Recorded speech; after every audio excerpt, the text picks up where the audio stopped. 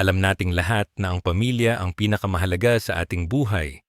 Pero aminin natin na kapag usaping pera na ang pumasok sa eksena, madalas ay nagiging komplikado ang lahat.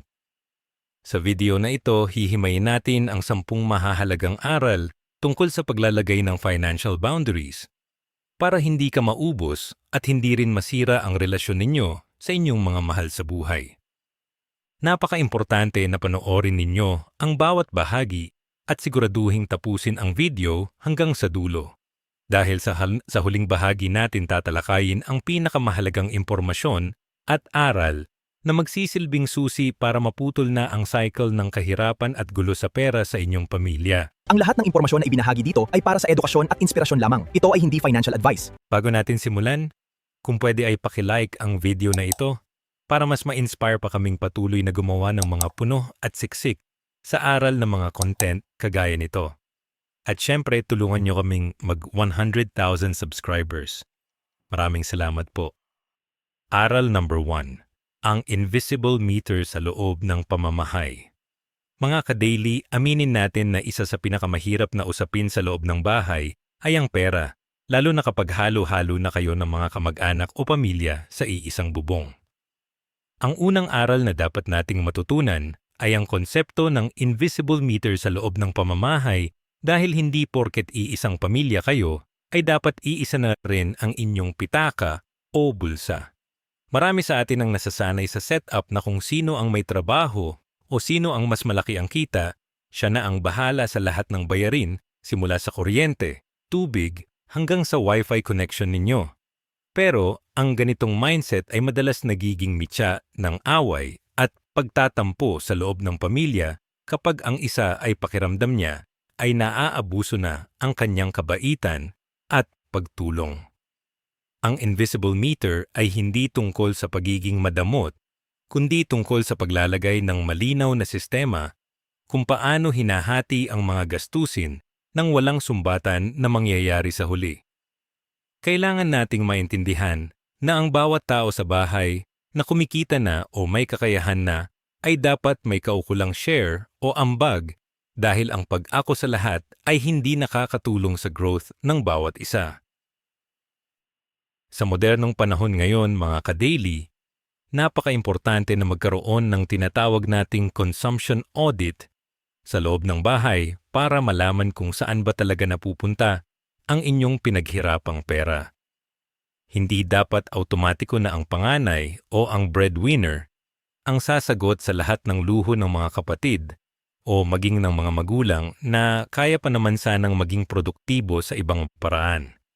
Halimbawa na lang sa paggamit ng aircon o ng mga appliances na malakas sa kuryente, kailangang may usapan kung paano ito babayaran ng patas-bas sa paggamit ng bawat isa sa inyo. Kapag walang boundaries na ganito, madaling maubos ang iyong savings para sa iyong future dahil napupunta lang ito sa pag-subsidize ng lifestyle ng ibang tao na nasa loob din ng inyong bahay.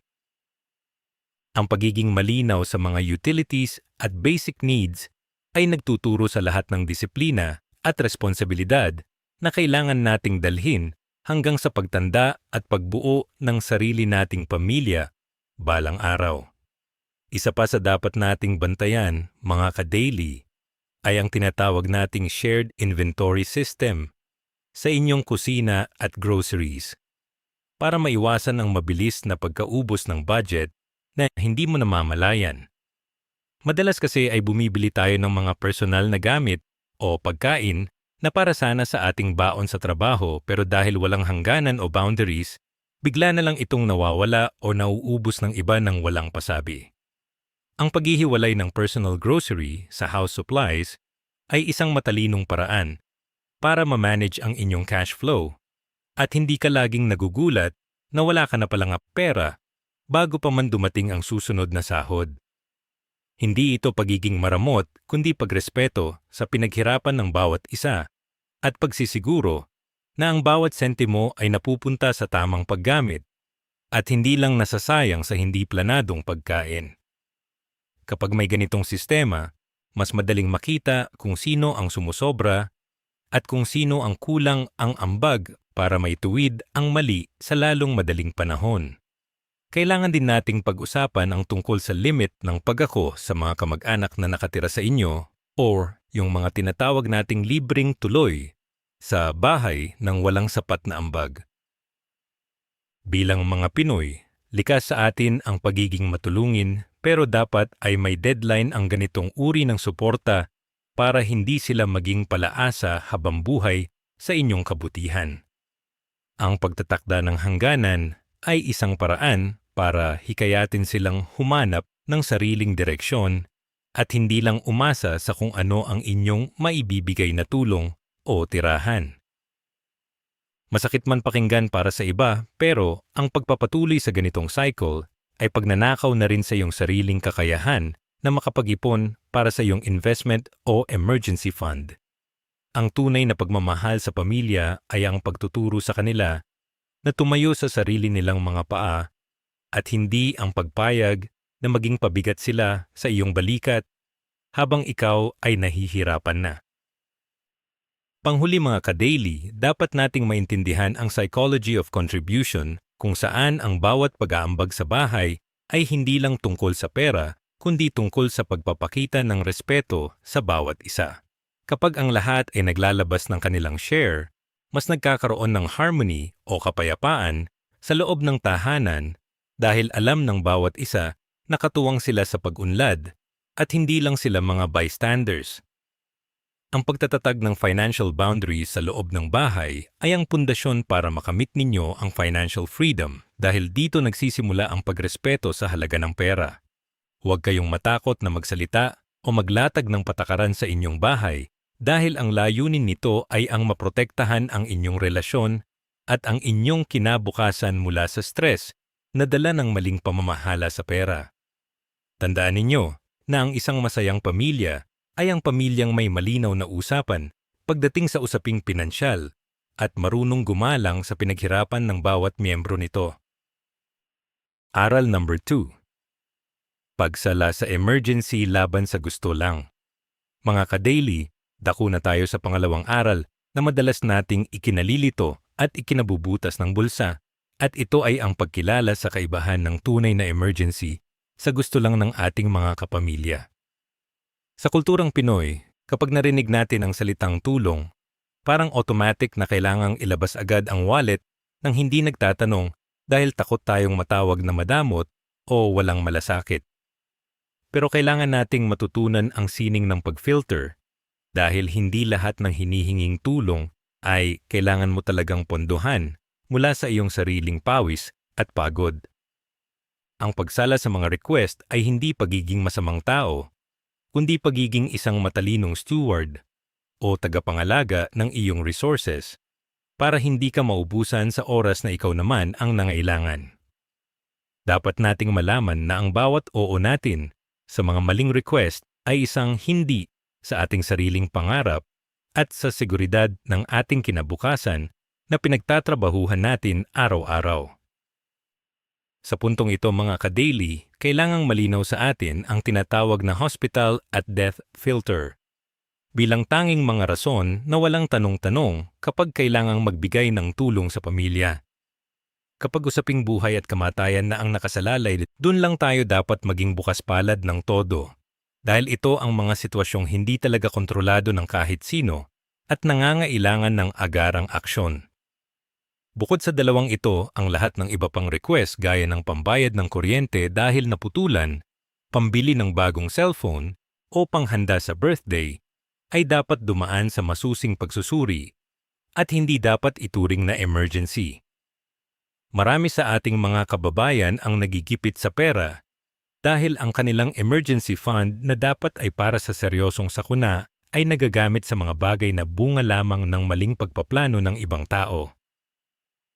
Ang pagiging malinaw sa priority na ito ay magbibigay sa iyo ng peace of mind dahil alam mo kung kailan ka dapat maging matigas at kailangang maging malambot ang puso. Isa pang mahalagang aspeto mga ka-daily ay ang pag-iwas sa tinatawag nating lifestyle subsidy trap kung saan pinopondohan mo ang maling lifestyle ng iyong mga kamag-anak nang hindi mo namamalayan. Halimbawa na lang ay ang pagbabayad ng kanilang mga utang sa online lending o sa credit card dahil lang sa mga luho na hindi naman nila kayang bayaran sa simula pa lang. Kapag lagi kang nandyan para sumalo sa kanilang mga pagkakamali, tinatanggalan mo sila ng pagkakataon na matuto sa kanilang mga action at masasanay silang may sasalo lagi sa kanila sa huli.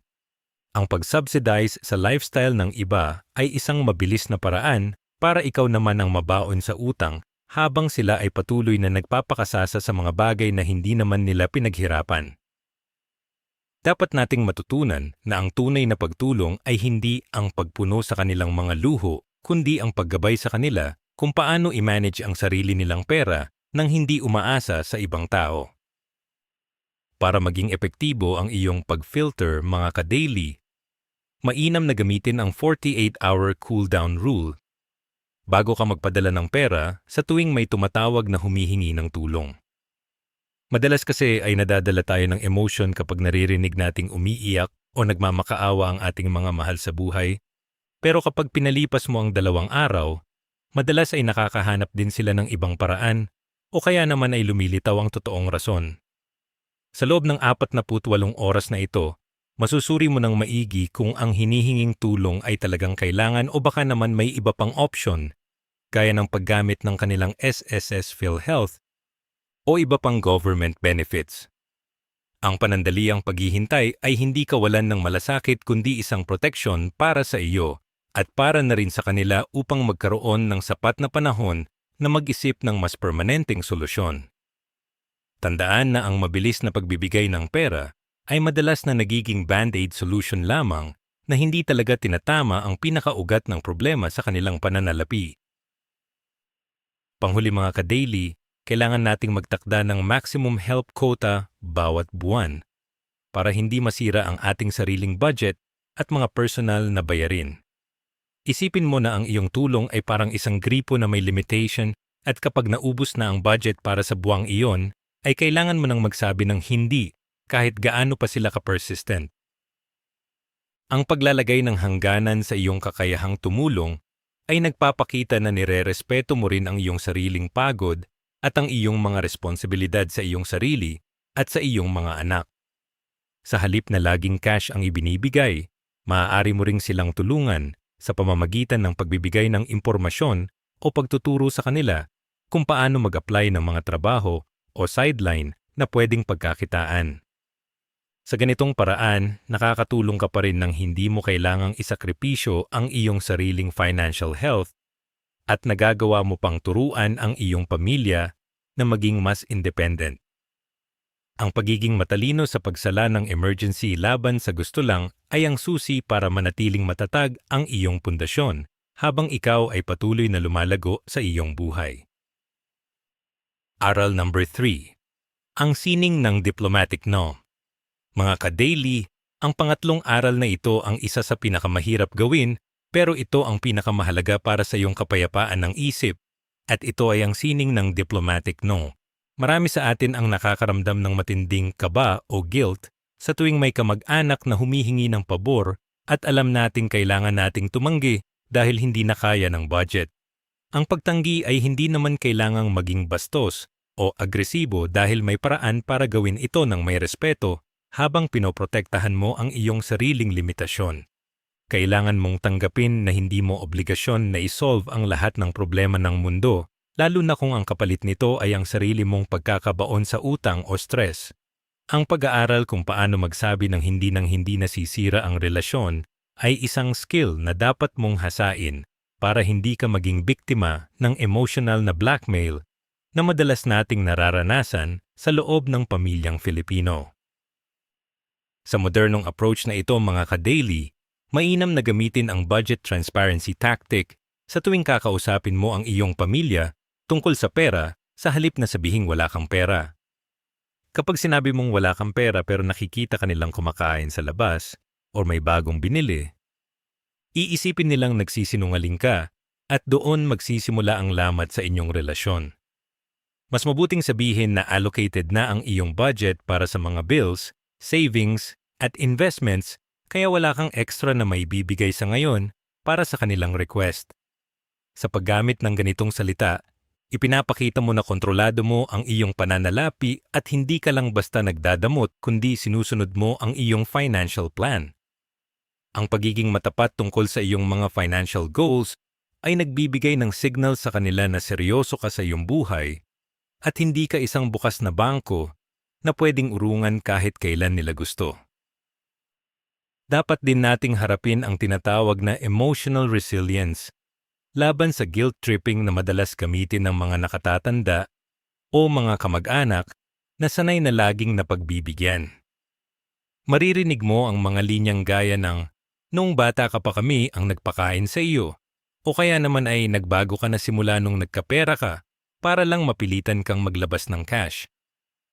Bilang isang matalinong ka-daily, dapat mong maintindihan na ang iyong ipon ay para sa iyong kinabukasan at ang pagiging matatag sa iyong desisyon ay hindi kawalan ng utang na loob.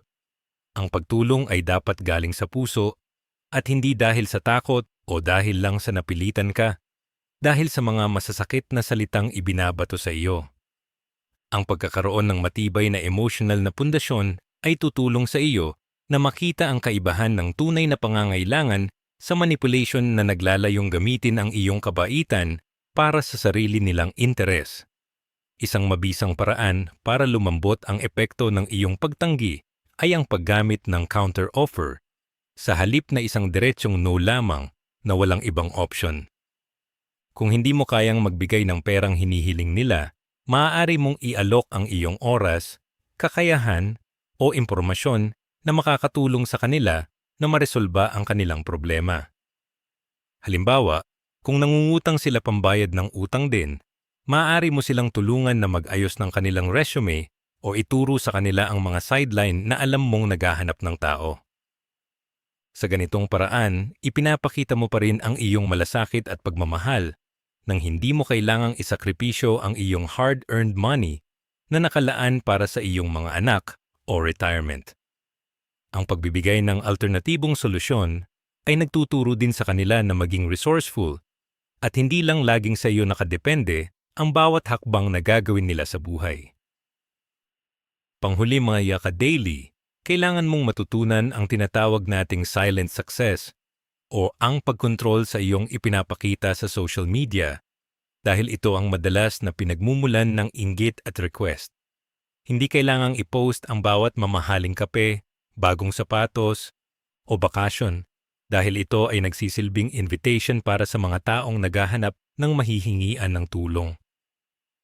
Ang pagiging low-key sa iyong mga tagumpay ay isang anyo ng social media filter na naglalayo sa iyo sa mga hindi kinakailangang usapin tungkol sa pera sa loob ng pamilya. Mas masarap magtagumpay ng tahimik at tumulong ng kusa sa mga taong alam mong talagang deserving at hindi dahil lang sa nakita nila ang iyong lifestyle sa internet. Sa pamamagitan ng pagiging maingat sa iyong mga aksyon at salita, mapapanatili mo ang iyong financial boundaries habang nagagawa mo pa ring maging isang mabuting anak, kapatid, at kapamilya sa mata ng lahat. Aral number 4. Pagbuwag sa breadwinner burnout. Mga ka-daily, ang pang-apat na aral na tatalakayin natin ay ang pagpigil sa tinatawag nating breadwinner burnout na madalas dumadapo sa mga masisipag nating kababayan na nakakalimutan na ang kanilang sarili. Sa ating kultura, ang pagiging breadwinner ay itinuturing na isang karangalan pero madalas itong nagiging isang mabigat na krus kapag ang lahat ng responsibilidad ay nakapatong na sa iyong balikat ng walang katapusan. Kailangan mong maintindihan na ang pagprotekta sa iyong sariling mental health at future fund ay hindi pagiging makasarili, kundi isang paraan para manatili kang malakas na pundasyon ng iyong pamilya.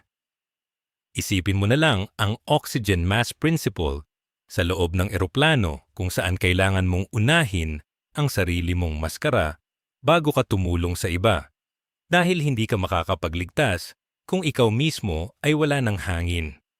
Ang pagbuwag sa burnout ay nagsisimula sa pagtanggap na may limitasyon ang iyong lakas at ang iyong kinikita, kaya dapat ay may nakalaan din para sa iyong sariling pahinga at pag-unlad.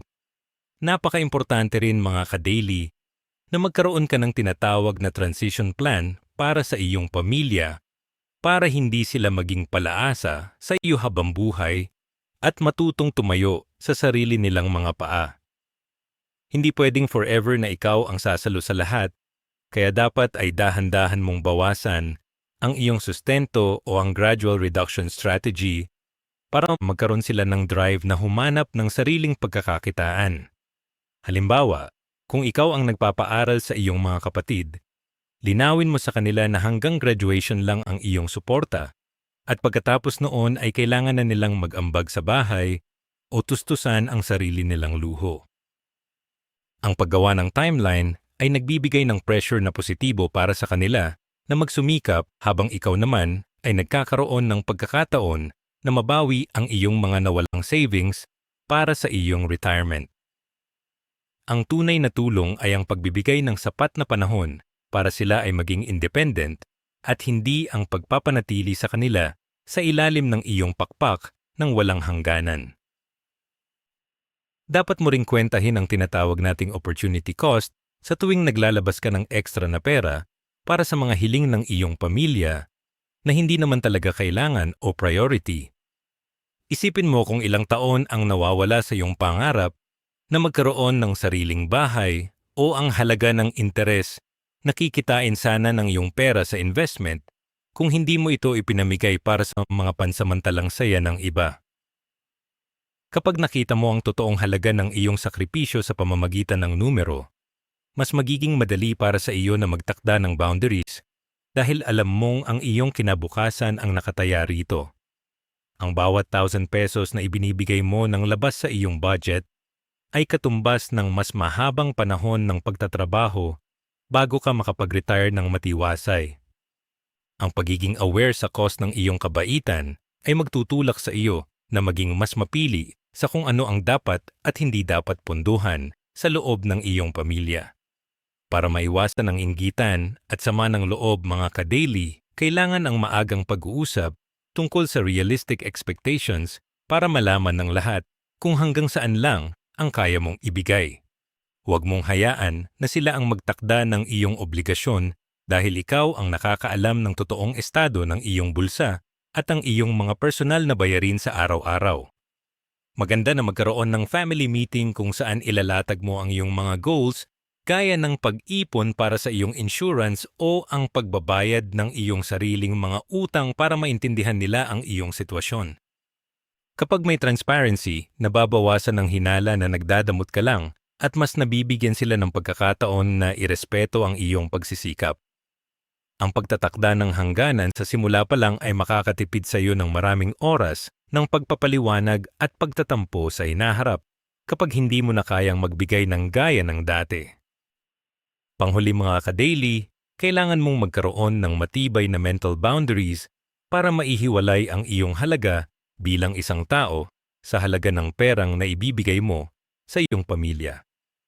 Marami sa atin ang nakakaramdam na parang wala silang kwentang anak o kapatid kapag hindi sila makapag-abot ng pera, pero ito ay isang maling mindset na dapat nating baguhin. Ang pagmamahal ay hindi nasusukat sa kapal ng sobre o sa dami ng padala kundi sa kalidad ng iyong presensya at ang respeto mo sa iyong sariling dignidad bilang nagtatrabaho. Huwag mong hayaan na ang iyong identity ay mabuo lang sa paligid ng pagiging provider dahil ikaw ay higit pa sa iyong sahod at sa iyong kakayahang mamigay ng pera. Sa pamamagitan ng pagbuwag sa breadwinner burnout, mas magiging masaya ka sa iyong trabaho at mas magiging tapat ang iyong pagtulong dahil ginagawa mo ito ng may kusa at hindi dahil sa takot o obligasyon lamang. Aral number 5.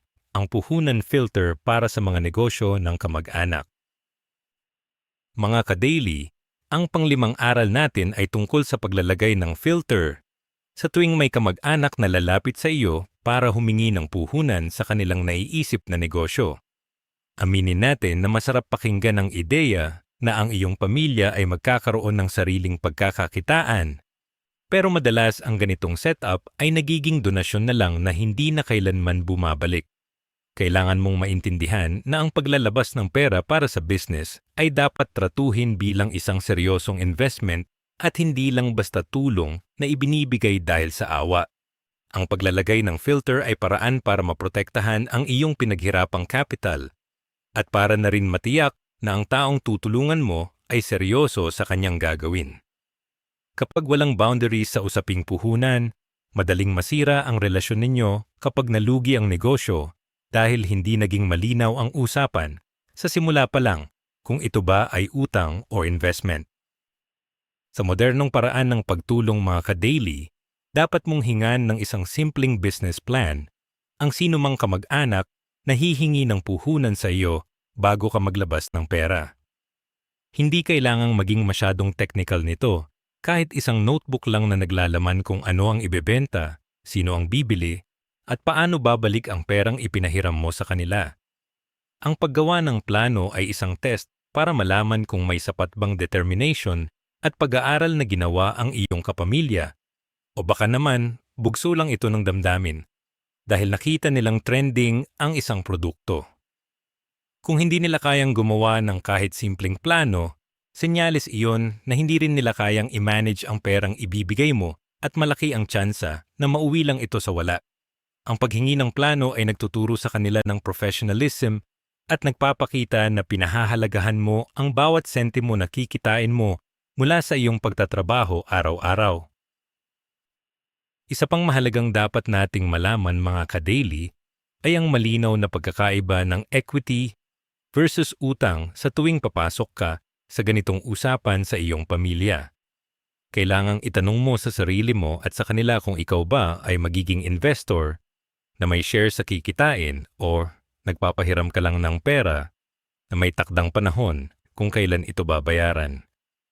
Kapag investor ka, dapat ay kasama ka sa pagdedesisyon at may access ka sa kanilang record ng benta para hindi ka laging nanghuhula kung kumikita ba talaga ang negosyo. Sa kabilang banda, kung utang naman ito, dapat ay may kasulatan kahit simple lang para maging reminder sa kanila na kailangan nilang ibalik ang capital na kinuha nila sa iyo. Ang pagiging malinaw sa papel o role mo sa kanilang business ay nakakabawas sa tension dahil alam ng bawat panig kung ano ang dapat asahan at ano ang mga limitation sa loob ng nasabing partnership. Para hindi ka maubos mga ka-daily, dapat mong ipatupad ang one-time rule kung saan isang beses mo lang silang bibigyan ng puhunan para sa isang partikular na ideya. Kung sakaling malugi ang negosyo dahil sa kapabayaan o maling pagpapatakbo, kailangan nilang malaman na wala nang susunod na round ng pera na manggagaling sa iyong bulsa. Ang rule na ito ay nagbibigay sa kanila ng sense of urgency na gawin ang lahat ng makakaya nila para magtagumpay dahil alam nilang hindi ka isang unlimited source ng cash.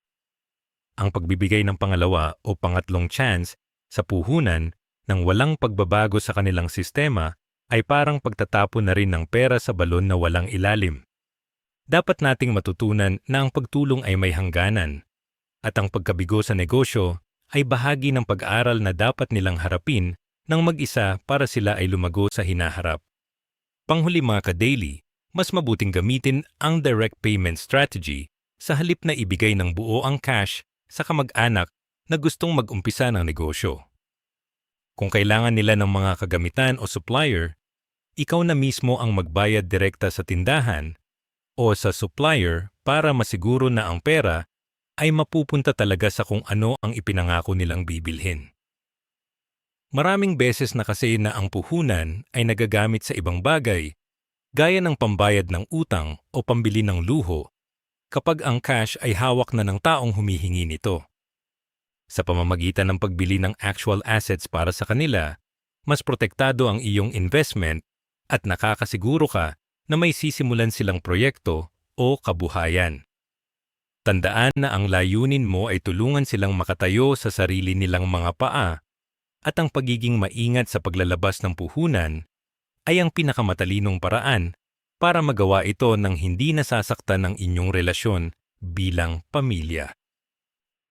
Aral number 6, Financial Literacy as a Family Culture. Mga ka-daily, ang pang-anim na aral na kailangan nating itatak sa ating mga isipan ay ang pagbuo ng financial literacy bilang isang kultura sa loob ng ating pamilya. Madalas kasi sa ating mga Pinoy, ang usaping pera ay itinuturing na tabu o nakakahiya at bastos na pag-usapan lalo na sa harap ng hapagkainan. Pero ang pananahimik na ito ang dahilan kung bakit marami sa atin ang lumalaking walang alam sa tamang pag-handle ng budget at pag-iipon hanggang sa maging matanda na tayo. Ang layunin natin dito ay turuan ang pamilya na mangisda, sa halip na bigyan lang sila ng isda sa tuwing sila ay nagugutom o nangangailangan ng tulong. Kapag ang lahat ng miyembro ng pamilya ay may sapat na kaalaman sa pananalapi, nababawasan ang pressure sa iyo bilang breadwinner dahil alam na nila ang halaga ng bawat piso na pumapasok at lumalabas sa inyong bahay. Sa modernong panahon ngayon, mga ka-daily, napaka-epektibo na magkaroon ng mga simpleng financial literacy sessions sa loob ng bahay kung saan pinag-uusapan ang mga basics ng pag-iipon. Hindi mo kailangang maging isang professor para gawin ito. Sapat na ang ibahagi mo ang iyong mga natutunan tungkol sa inflation, interest rates, at ang kahalagahan ng pagkakaroon ng emergency fund. Ang pagbubukas ng linya ng komunikasyon tungkol sa pera ay nag-aalis ng maling akala na ikaw ay mayaman dahil lang sa may trabaho ka o nasa abroad ka. Ipakita sa kanila ang realidad ng buhay at ang mga sakripisyo na kailangan mong gawin para lang kumita ng sapat na halaga para sa inyong lahat. Sa pamamagitan ng pagiging open, nabibigyan mo sila ng tamang mindset na ang pera ay hindi basta-basta napupulot, kundi ito ay isang resource na dapat alagaan at palaguin ng may sapat na disiplina. Para maengganyo ang mga nakababatang kapatid o anak mga ka-daily, maaari mong gamitin ang incentivizing savings strategy kung saan tinitumbasan mo ang halaga ng kanilang naiipon. Halimbawa, sabihin mo sa kanila na sa bawat 100 piso na maiipon nila sa loob ng isang buwan, dadagdagan mo ito ng another 50 pesos bilang reward sa kanilang pagtitipid. Ang ganitong paraan ay nagtuturo sa kanila ng delayed gratification o ang kakayahan na maghintay at magsakripisyo para sa mas malaking reward sa hinaharap. Sa halip na ibibigay mo agad ang gusto nilang laruan o gadgets, hayaan silang mag-ipon para rito at ikaw na lang ang magpuno sa kulang na halaga bilang suporta sa kanilang effort. Ang pagtuturo ng disiplina sa pag-iipon habang bata pa sila ay ang pinakamagandang pamana na maibibigay mo na hindi kailanman mananakaw ng kahit na sino sa kanila paglaki. Isang matalinong hakbang din mga ka-daily ang paggamit ng digital bank strategy kung saan maaari kang magbukas ng hiwalay na account para sa pamilya na may transparency sa lahat. Ipakita sa kanila kung paano gumagana ang mga high-interest digital banks at kung paano lumalago ang pera sa pamamagitan ng compound interest nang walang ginagawa. Ang wakin-samong paggamit ng actual na numero sa screen ng iyong cellphone ay mas madaling maintindihan kaysa sa mga puro salita lang na walang basehan. Maaari ninyong gawing goal ang pag-ipon para sa isang particular na okasyon gaya ng Pasko o kaarawan gamit ang account na ito para makita nila ang bunga ng inyong sama-samang pagtitipid. Ang pagkakaroon ng visual progress sa inyong mga savings ay nagbibigay ng inspirasyon sa bawat isa na magpatuloy at iwasan ang mga hindi kinakailangang gastos na makakasira sa inyong target. Panghuli mga ka-daily, kailangan mong ituro sa iyong pamilya ang tungkol sa mga government benefits gaya ng SSS PhilHealth at lalo na ang Pag-ibig MP2 para hindi sila laging sa iyo tumatakbo kapag may problema. Marami sa ating mga magulang o kamag-anak ang hindi alam na may mga ganitong programa ang gobyerno na pwedeng makatulong sa kanila sa oras ng pagkakasakit o pagtanda. Ang pag-educate sa kanila tungkol sa mga benepisyong ito ay isang paraan ng paglipat ng responsibilidad mula sa iyong balikat patungo sa isang sistemang mas stable at sigurado. Maaari mo ring i-delegate ang maliliit na financial tasks sa kanila, gaya ng pagbabayad ng bills online o ang pag-track ng inyong monthly expenses para masanay silang humawak ng responsibilidad. Tandaan na ang layunin ng financial literacy as a family culture ay gawing independent ang bawat isa para ang inyong pamilya ay maging matatag at hindi madaling mabuhay ng anumang krisis sa pananalapi. Aral number 7. Pagprotekta sa conjugal fund para sa mga may asawa. Mga ka-daily, ang pangpitong aral ay napaka-importante para sa mga bumubuo na ng sariling pamilya dahil ito ay tungkol sa pagbalanse sa pagitan ng pamilyang pinagmulan at ng pamilyang iyong binuo. Maraming pagsasama ang nasisira dahil lang sa hindi pagkakaunawaan pagdating sa pagtulong sa mga biyenan o sa sariling mga kapatid nang hindi alam ng partner.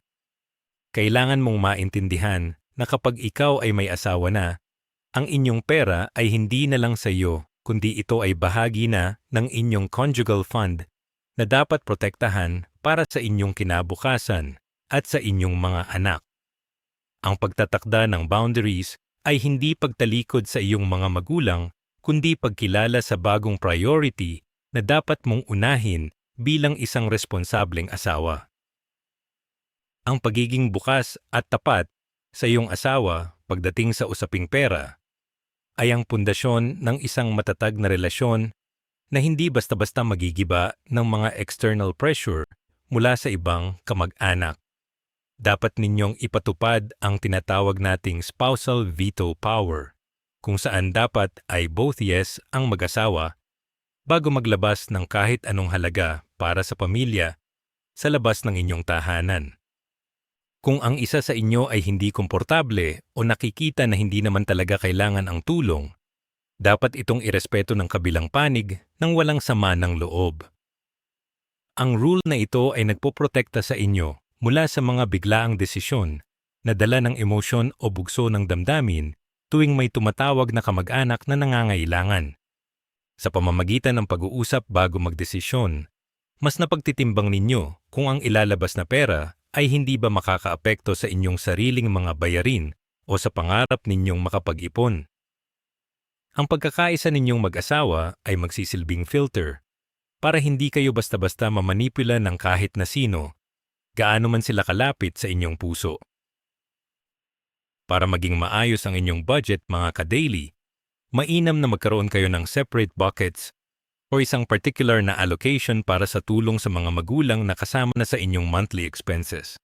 Sa halip na magulat kayo tuwing may hihingi, mas mabuti na may nakalaan ng fixed amount na alam ninyong pareho at hindi ito makakasira sa inyong main budget.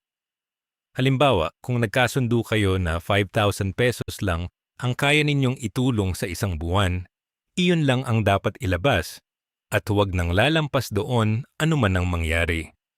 Ang pagkakaroon ng ganitong sistema ay nagbibigay sa inyo ng control at hindi ninyo mararamdaman na ninanakawan ninyo ang inyong sariling pamilya. Itinuturing itong form of gratitude na planado at hindi nakakabigay ng stress sa inyong pagsasama dahil alam ninyong kontrolado ninyo ang daloy ng inyong pananalapi. Napaka-crucial din, mga ka-daily, na mapanatili ang privacy in prosperity, kung saan hindi dapat alam ng inyong pamilya o mga biyenan ang eksaktong halaga ng inyong kinikita o ang laki ng inyong savings. Kapag alam ng mga tao na malaki ang inyong sahod, mas nagiging malakas ang loob nila na humingi ng higit pa sa kaya ninyong ibigay dahil iisipin nilang marami naman kayong extra. Ang pagiging low-key sa inyong financial status ay isang matalinong paraan para maiwasan ang mga hindi kinakailangang request at inggitan sa loob ng angkan. Sapat nang malaman nila na kayo ay kumikita ng tama para sa inyong pangangailangan at hindi ninyo kailangang magmalaki ng inyong mga achievements sa pera. Ang katahimikan pagdating sa halaga ng inyong assets ay ang inyong pinakamalakas na depensa para mapanatili ang respeto at distansya sa mga usaping pinansyal. Panghuli, mga ka-daily, laging tandaan ang hierarchy ng financial priority kung saan dapat ay laging una ang iyong asawa at mga anak bago ang iyong mga magulang at mga kapatid. Hindi ito pagiging suwail, kundi pagsunod sa natural na pagkakasunod-sunod ng responsibilidad ng isang taong nag-asawa na at bumubuo ng sariling buhay. Kailangan ninyong dumedepensa sa isa't isa kapag ang inyong sariling pamilya ay nagsisimula ng maging masyadong demanding sa inyong resources. Huwag hayaan na ang inyong asawa ang maging masama sa mata ng inyong pamilya. Ikaw dapat ang tumayo at magpaliwanag ng inyong mga boundaries bilang magkapareha. Sa pagprotekta sa inyong conjugal fund, sinisiguro ninyo na ang inyong binuong pamilya ay hindi magiging cycle ng kahirapan at magkakaroon ng sapat na seguridad hanggang sa inyong pagtanda. Aral number 8. Ang balikbayan box mentality at ang reality check. Mga ka-daily, ang pangwalong aral na ito ay tumatama sa puso ng ating kultura, lalo na para sa mga nagtatrabaho malayo sa kanilang pamilya, at ito ay ang pag-alis sa balikbayan box mentality. Marami sa atin ang nakakabit ang tingin sa tagumpay sa dami ng pasalubong, branded na gamit, o chocolate na ipinapadala natin sa ating probinsya tuwing may pagkakataon. Pero ang hindi natin nakikita ay ang kapalit nitong pagod at ang katotohanan na madalas ay nauubos ang ating ipon para lang sa mga bagay na pansamantala lang naman ang saya na naibibigay. Kailangan nating tanggapin ang reality check na hindi mo kailangang maging Santa Claus para patunayan na mahal mo ang iyong pamilya o para masabing naging matagumpay ka sa iyong trabaho. Ang tunay na pagmamahal ay hindi nasusukat sa dami ng selyo sa box, kundi sa seguridad na maibibigay mo sa kanila sa pangmatagalang panahon. Dapat nating basagin ang tinatawag nating hero complex, kung saan pakiramdam mo ay ikaw ang tanging pag-asa at tagapagligtas ng iyong buong angkan mula sa kahirapan. Ang ganitong mindset ay naglalagay ng sobrang bigat na pressure sa iyong balikat na madalas ay nagiging sanhi ng matinding stress at pagkakasakit dahil hindi ka na nakakapahinga para lang makapag-overtime. Huwag mong isipin na obligasyon mong sagutin ang bawat binyag, kasal o fiesta ng iyong mga pinsan at malalayong kamag-anak dahil lang sa ikaw ang nakakaangat sa buhay. Kapag sinanay mo ang lahat na ikaw ang laging nandyan para sumalo, ninanakawan mo sila ng pagkakataon na magsumikap at dumiskarte para sa sarili nilang pangangailangan. Ang pagiging bayani sa paningin ng iba ay walang silbi kung ikaw naman ay baon sa utang at walang natitira para sa iyong sariling retirement fund. Sa modernong panahon mga ka-daily, mas dapat nating piliin ang quality over quantity pagdating sa pagtulong at pagpapadala ng biyaya sa ating mga mahal sa buhay. Sa halip na magpadala ng mga mamahaling gamit na madali namang masira o maluma, mas mabuting itabi ang pera at i-invest ito sa mga bagay na may long-term value gaya ng edukasyon or health insurance. Isipin mo na ang isang box ng mga imported na delata ay mabilis lang maubos, pero ang puhunan para sa isang maliit na tindahan ay pwedeng magpakain sa kanila ng ilang taon.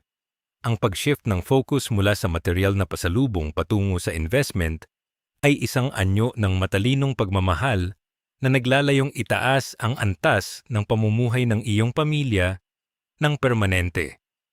Huwag magpadala sa pressure na kailangang laging social ang dating mo sa paningin nila dahil ang mas mahalaga ay ang iyong financial stability sa huli. Kailangan din nating maging matatag laban sa tinatawag na cost of pabida tuwing tayo ay uuwi sa ating probinsya o bibisita sa ating mga kamag-anak pagkatapos ng mahabang panahon. Marami sa ating mga kababayan ang naglalabas ng malaking pera para lang manlibre sa lahat o maging taya sa bawat inuman para lang hindi masabing nagbago na o naging kuripot. Ang ganitong pagpapakitang gilas ay isang malaking pagkakamali dahil pagkatapos ng bakasyon, ikaw ang mamomroblema kung paano babawiin ang perang winaldas mo sa loob ng ilang araw lang. Dapat ay may malinaw kang budget para sa iyong bakasyon at huwag kang lalampas doon kahit anong pilit o udyok ng mga tao sa paligid mo. Ang tunay na respeto ay nakukuha sa iyong karakter at hindi sa laki ng perang kaya mong itapon para lang sa panandali ang papuri ng ibang tao. Panghuli mga ka-daily, ang susi para hindi ka maubos ay ang pagpili ng sustainable giving kung saan nagtatakda ka ng isang aspeto lang na kaya mong tulungan ng maigi. Halimbawa, maaari mong sabihin na ang focus mo lang ay ang pagtatapos ng pag-aaral ng isang kapatid at ang lahat ng iba pang gastusin gaya ng pambili ng motor o luho ay labas na sa iyong responsibilidad. Ang pagkakaroon ng ganitong filter ay nagbibigay sa iyo ng kapayapaan dahil alam mo ang limitasyon ng iyong ibinibigay at hindi ka naguguluhan kung saan ba dapat mapunta ang iyong pera. Sa pamamagitan ng pagiging specific sa iyong tulong, mas nagiging epektibo ang iyong suporta at mas madaling mamonitor ang pag-unlad ng iyong tinutulungan. Tandaan na ang pinakamagandang balikbayan box na maibibigay mo sa iyong pamilya ay ang iyong sarili na hindi stressed, may sapat na ipon at handang harapin ang kinabukasan ng may kumpiyansa. Aral number 9, handling utang na loob without interest. Mga ka-daily, ang pangsyam na aral natin ay isa sa pinakasensitibong paksa sa ating lipunan at ito ay ang paghawak sa tinatawag nating utang na loob ng walang kaakibat na interes o habambuhay na paniningil. Sa kulturang Filipino, ang utang na loob ay madalas nagiging isang mabigat na tanikala na nagtatali sa atin sa mga desisyon ng ating mga magulang o nakatatanda kahit hindi na ito nakakatulong sa ating pag-unlad. Kailangan nating matutunan na ang utang na loob ay dapat tingnan bilang isang anyo ng pasasalamat at pagkilala sa kabutihan ng iba, at hindi bilang isang blank check na pwedeng pirmahan ng kahit sino habang buhay. Ang pagbabayad sa nakaraan ay hindi dapat nangangahulugan ng pagsasakripisyo ng iyong kinabukasan o ng iyong sariling kaligayahan at kalayaan sa pera. Ang pagtatakda ng hangganan sa usaping ito ay ang tanging paraan para hindi ka mabaon sa emosyonal na utang na walang katapusan ang paniningil. Napaka-importante mga ka-daily na i-reframing natin ang ating pananaw sa sakripisyo ng ating mga magulang kumpara sa kanilang obligasyon bilang mga magulang nung tayo ay bata pa. Bilang mga anak, normal lang na makaramdam tayo ng kagustuhang bumawi, pero hindi dapat ito maging basehan para hingin nila ang lahat ng iyong sahod o diktahan ang bawat sentimo na iyong gagastusin. Ang pagkalinga sa iyo noong ikaw ay wala pang kakayahan ay bahagi ng kanilang responsibilidad bilang magulang. At ang pagtulong mo sa kanila ngayon ay dapat magmula sa iyong kusa at hindi dahil sa takot o sumbat. Kapag ang pagtulong ay naging sapilitan dahil sa utang na loob, nawawala ang tunay na diwa ng pagmamahal at napapalitan ito ng resentment o sama ng loob na sumisira sa inyong relasyon. Ang pag-unawa sa kaibahan ng pasasalamat at obligasyon ay magbibigay sa iyo ng lakas na magsabi ng hindi kapag ang hinihingi na ay labis na sa iyong kakayahan. Dapat din nating matutunan mga ka-daily ang konsepto ng non-monetary payback kung saan ang pagbawi sa pamilya ay hindi laging kailangang dumaan sa pera o material na bagay. Maaari mong ipakita ang iyong utang na loob sa pamamagitan ng pagbibigay ng iyong oras, pag-aalaga sa kanila kapag sila ay may sakit, o simpleng pagbisita at pakikinig sa kanilang mga kwento. Marami sa ating mga nakatatanda ang mas kailangan ng atensyon at pagmamahal kaysa sa mga branded na gamit o malaking halaga ng cash na ipinapadala natin para lang mawala ang ating guilt. Ang pagbibigay ng halaga sa kanilang presensya ay isang anyo ng pagbabayad na mas matimbang sa puso at hindi nakakabutas ng bulsa. Sa pamamagitan ng pagtutok sa kalidad ng inyong samahan, mas nagiging balanse ang inyong relasyon at hindi ito umiikot lang sa kung magkano ang kaya mong ibigay na pera bawat buwan. Isang malaking hamon para sa atin mga ka-daily ay ang pagpigil sa cycle na ito para hindi na natin ito maipasa sa susunod na henerasyon, lalo na sa ating sariling mga anak. Ang pinakamagandang regalo na maibibigay mo sa iyong mga anak ay ang hindi mo sila gawing retirement plan o gawing investment na aasahan mong mag-aahon sa iyo sa kahirapan balang araw. Sa pamamagitan ng pag-iipon para sa iyong sariling pagtanda at pag-aayos ng iyong sariling finances, pinuputol mo ang kadena ng utang na loob mentality na nagpahirap sa maraming henerasyon ng mga Filipino. Turuan mo ang iyong mga anak na maging independent at mahalin ka hindi dahil sa kailangan nilang bumawi sa iyong pagod, kundi dahil naging mabuti kang magulang sa kanila. Ang pagbabago ng mindset na ito ang tunay na legacy na magpapalaya sa inyong pamilya mula sa pressure ng maling tradisyon pagdating sa pera. Panghuli mga ka-daily, kailangan mo ng moral courage o ang lakas ng loob na tumayo sa iyong sariling prinsipyo kahit pa ituring ka ng iba na suwail o walang utang na loob. Ang katotohanan ay hindi mo mapuplease ang lahat ng tao at sa bawat pagpili mo sa iyong financial health, siguradong may mga kamag-anak na magtatampo o magsasabi ng hindi maganda laban sa iyo. Kailangan mong tanggapin na ang iyong kapayapaan ay mas mahalaga kaysa sa validation ng mga taong hindi naman kasama sa iyong paghihirap tuwing ikaw ay nagtatrabaho. Manatiling tapat sa iyong layunin na magkaroon ng maayos na buhay at magbigay ng tulong sa paraang hindi ka nasisira bilang isang tao. Tandaan na ang tunay na pasasalamat ay hindi humihingi ng kapalit na ikalulubog mo, kundi ito ay isang inspirasyon para lalo ka pang magtagumpay at makatulong sa mas marami pang tao sa tamang paraan. Aral number 10. Ang inheritance filter at legacy planning.